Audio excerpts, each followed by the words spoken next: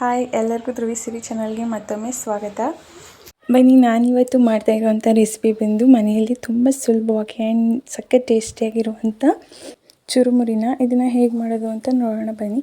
ಅದಕ್ಕೂ ಮುಂಚೆ ಯಾರೆಲ್ಲ ನಮ್ಮ ಚಾನಲ್ನ ಸಬ್ಸ್ಕ್ರೈಬ್ ಮಾಡ್ಕೊಂಡಿಲ್ವೋ ಪ್ಲೀಸ್ ವಿಡಿಯೋ ಕೆಳಗಡೆ ಕಾಣ್ತಾ ಇರುವಂಥ ರೆಡ್ ಕಲರ್ ಸಬ್ಸ್ಕ್ರೈಬ್ ಬಟನ್ನ ಕ್ಲಿಕ್ ಮಾಡಿ ನಮ್ಮ ಚಾನಲ್ನ ಸಪೋರ್ಟ್ ಮಾಡಿ.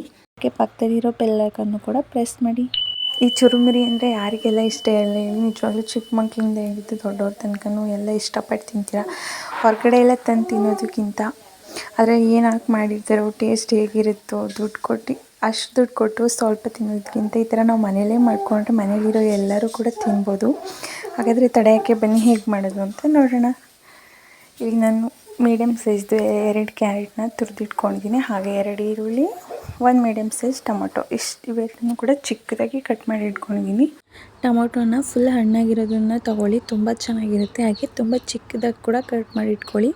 ಹಾಗೆ ಸ್ವಲ್ಪ ಕೊತ್ತಂಬರಿ ಸೊಪ್ಪು, ಇದನ್ನು ಅಷ್ಟೇ ತುಂಬ ಚಿಕ್ಕದಾಗಿ ಕಟ್ ಮಾಡಿಕೊಂಡು, ಕಡ್ಡಿ ಅಂತ ಅದನ್ನು ಜಾಸ್ತಿ ಹಾಕಕ್ಕೆ ಹೋಗ್ಬೇಡಿ, ಸೊಪ್ಪು ಥರ ಇರುತ್ತಲ್ವ ಅದನ್ನು ಚಿಕ್ಕದಾಗಿ ಕಟ್ ಮಾಡಿಕೊಂಡು ಇದ್ರ ಜೊತೆನೇ ಸೇರಿಸ್ಕೊಳ್ಳಿ.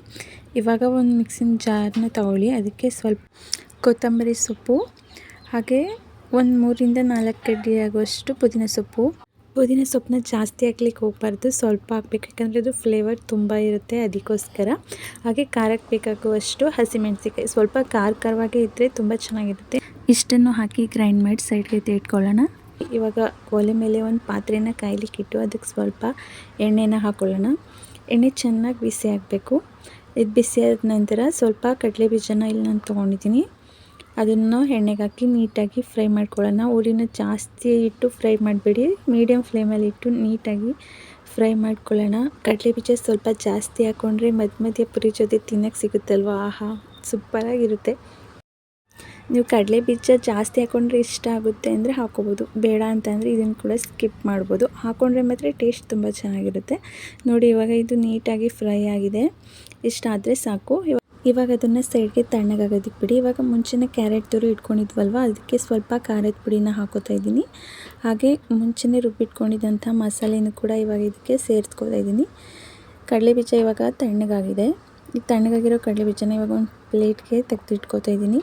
ಇದನ್ನೆಲ್ಲ ಇವಾಗ ಪೂರ್ತಿಯಾಗಿ ತೆಗೆದಾದ್ಮೇಲೆ ಅದರಲ್ಲಿ ಲಾಸ್ಟಲ್ಲಿ ಎಣ್ಣೆ ಇರುತ್ತಲ್ವ, ಆ ಎಣ್ಣೆನೂ ಕೂಡ ಈ ಕ್ಯಾರೆಟ್ ಮಿಶ್ರಣಕ್ಕೆ ಹಾಕೋಬೇಕು. ನೀವು ಬೇರೆ ಎಣ್ಣೆ ಬೇಕಾದರೂ ಕಾಯಿಸ್ಬಿಟ್ಟು ಹಾಕೋಬೋದು, ಆದರೆ ನಾನಿಲ್ಲಿ ಇದನ್ನೇ ಫ್ರೈ ಮಾಡಿದ್ನಲ್ವ ಅದೇ ಎಣ್ಣೆ ಇದೆ ಅಂತ ಹಾಕೋತಾ ಇದ್ದೀನಿ. ನೀವು ಯಾವ ಥರ ಬೇಕಾದರೂ ಯೂಸ್ ಮಾಡ್ಬೋದು, ಬಟ್ ಎಣ್ಣೆನ ಸ್ವಲ್ಪ ಕಾಯಿಸ್ಬಿಟ್ಟು ಹಾಕ್ಕೊಳ್ಳಿ, ಚೆನ್ನಾಗಿರುತ್ತೆ. ಇವಾಗ ಎಣ್ಣೆನೂ ಹಾಕಿದ್ಮೇಲೆ ಇಲ್ಲೂ ನಾನು ಚಿಕ್ಕ ಹುಣಸಿನ ಗಾತ್ರದ ಒಂದು ನಿಂಬೆಹಣ್ಣನ್ನು ತೊಗೊಂಡಿದ್ದೀನಿ, ಇದನ್ನು ಕೂಡ ಹಿಂಡ್ಕೋತಾ ಇದ್ದೀನಿ. ಜಾಸ್ತಿ ಹುಳಿ ಹಾಕೋಬೇಡಿ, ಒಂದು ಸ್ವಲ್ಪ ಹಾಕ್ಕೊಂಡ್ರೆ ಸಾಕು, ಯಾಕಂದರೆ ಟೊಮೊಟೊ ಹಾಕಿರ್ತೀವಲ್ವ ಅದರಲ್ಲೇ ಸ್ವಲ್ಪ ಹುಳಿ ಇರುತ್ತೆ. ಇವಾಗ ಇಷ್ಟನ್ನು ಹಾಕಿ ನೀಟಾಗಿ ಮಿಕ್ಸ್ ಮಾಡ್ಕೊಳ್ಳೋಣ. ಹಾಗೆ ಈಗ ರುಚಿಗೆ ಬೇಕಾಗುವಷ್ಟು ಸ್ವಲ್ಪ ಉಪ್ಪು, ಜಾಸ್ತಿ ಉಪ್ಪನ್ನು ಹಾಕಕ್ಕೆ ಹೋಗಬೇಡಿ, ಪುರಿಯನ್ನು ಅಷ್ಟಾಗಿ ಸಪ್ಪೆ ಅನಿಸಲ್ಲ, ಪುರಿ ಹಾಕಿದ್ರೆ ಸರಿಯಾಗುತ್ತೆ. ಅದಕ್ಕೆ ಸ್ವಲ್ಪ ಉಪ್ಪನ್ನು ಹಾಕ್ಕೊಂಡು ಮಿಕ್ಸ್ ಮಾಡ್ಕೊಳ್ಳಿ. ನೋಡಿ ಎಷ್ಟು ಚೆನ್ನಾಗಿ ಬಂದಿದೆ ಅಲ್ವಾ. ಈ ರೀತಿ ಮಿಕ್ಸ್ ಮಾಡ್ಕೊಂಡು ಆದಮೇಲೆ ಇದನ್ನು ಹಾಗೆ ಸೈಡಲ್ಲಿ ಇಟ್ಟಿರಿ. ಇವಾಗ ಇನ್ನೊಂದು ಪಾತ್ರೆನ ತೊಗೊಂಡು ಅದಕ್ಕೆ ಕಡಲೆಪುರಿನ ಹಾಕ್ಕೊಂಡಿದ್ದೀನಿ. ಕಡಲೆಪುರಿ ಕ್ರಿಸ್ಪಿಯಾಗಿರಬೇಕು, ಆವಾಗಲೇ ಚುರುಮುರಿ ಚೆನ್ನಾಗಿರೋದು. ಆ ಕಡಲೆಪುರಿಗೆ ಮುಂಚೆನೇ ಫ್ರೈ ಮಾಡಿ ಇಟ್ಕೊಂಡಿದ್ದಂಥ ಕಡಲೆ ಬೀಜನ ಹಾಕಿ, ಹಾಗೆ ಮಸಾಲೆ ರೆಡಿ ಮಾಡಿ ಇಟ್ಕೊಂಡಿದ್ವಲ್ವ ಅದನ್ನು ಕೂಡ ಹಾಕೋಣ. ಇದನ್ನು ಮಸಾಲೆ ಒಳಗಡೆಗೆ ಹಾಕಿ ಮಿಕ್ಸ್ ಮಾಡಿಬಿಟ್ರೆ ಫಸ್ಟೇ ಮೆತ್ಕಾಗ್ಬಿಡುತ್ತೆ ಪುರಿ, ಅದಕ್ಕೆ ಇದನ್ನು ಫಸ್ಟ್ ರೆಡಿ ಮಾಡಿ ಇಟ್ಕೊಂಡು ಆಮೇಲೆ ಇದಕ್ಕೆ ಸೇರಿಸ್ಕೋಬೇಕು. ಹಾಗೆ ನಾನು ಇಲ್ಲೊಂದು ಪ್ಲೇಟಷ್ಟು ಖಾರ ಬೂಂದಿನ ತೊಗೊಂಡಿದ್ದೀನಿ, ಅದನ್ನು ಕೂಡ ಹಾಕೋತಿದ್ದೀನಿ. ಮತ್ತು ಇನ್ನೊಂದು ಸಣ್ಣ ಮಿಕ್ಚರ್ನು ಕೂಡ ತೊಗೊಂಡಿದ್ದೀನಿ. ನಿಮ್ಮ ಹತ್ರ ಇದ್ದರೆ ಹಾಕೋಬೋದು, ಬೇಡ ಅಂದರೆ ಸ್ಕಿಪ್ ಮಾಡ್ಬೋದು, ಇದು ಆಪ್ಷನಲ್. ಇಷ್ಟನ್ನು ಹಾಕಿ ಚೆನ್ನಾಗಿ ಮಿಕ್ಸ್ ಮಾಡಿದ್ರೆ ನೋಡಿ, ಗೀರಂತ ಮನೇಲೇ ಎಷ್ಟು ಸಿಂಪಲಾಗಿ ಈಸಿಯಾಗಿ ತುಂಬ ಟೇಸ್ಟಿಯಾಗಿರುವಂಥ ಚುರುಮುರಿ ರೆಡಿ ಆಯಿತು ಅಂತ. ಇದನ್ನು ಲೇಟ್ ಮಾಡಿ ತಿನ್ನೋದಕ್ಕೆ ಹೋಗಬೇಡಿ, ಬೇಗ ತಿನ್ನಬೇಕು, ಯಾಕಂದರೆ ಪುರಿ ಎಲ್ಲ ಮೆತ್ಕಾಗ್ಬಿಡುತ್ತೆ, ಮೆತ್ಕಾದರೆ ಚೆನ್ನಾಗಿರೋದಿಲ್ಲ. ಮಾಡಿದ ತಕ್ಷಣ ತಿನ್ನಿ, ತುಂಬ ಚೆನ್ನಾಗಿರುತ್ತೆ. ಇದಂತೂ ನನಗೆ ಆಲ್ ಟೈಮ್ ಫೇವ್ರೇಟ್ ಸ್ನ್ಯಾಕ್ಸ್ ಅಂತಲೇ ಹೇಳ್ಬೋದು. ಟೀ ಟೈಮ್ ಸ್ನ್ಯಾಕ್ಸ್ ಅಥವಾ ಏನಾದರೂ ಸಂಜೆ ಟೈಮ್ ಮಾಡ್ಕೊಂಡು ತಿನ್ಬೇಕು ಅನ್ನಿಸ್ದಾಗ ಈ ರೀತಿ ಚುರುಮುರಿನ ಮಾಡ್ಕೊಂಡು ತಿನ್ನಿ, ತುಂಬ ಸಿಂಪಲಾಗಿ ತುಂಬ ಚೆನ್ನಾಗಿ ಕೂಡ ಇರುತ್ತೆ.